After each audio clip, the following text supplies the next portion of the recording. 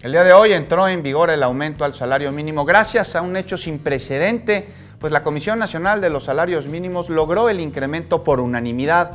Así, a partir de este martes, el ingreso de la clase trabajadora es de 102 pesos con 68 centavos diarios y de 176 pesos con 72 centavos para la zona fronteriza norte del país. Al respecto, la titular de la Secretaría del Trabajo, Luisa María Alcalde Luján, recordó en su momento que el salario mínimo había perdido más de 70% de su poder adquisitivo, provocando más pobreza y más desigualdad.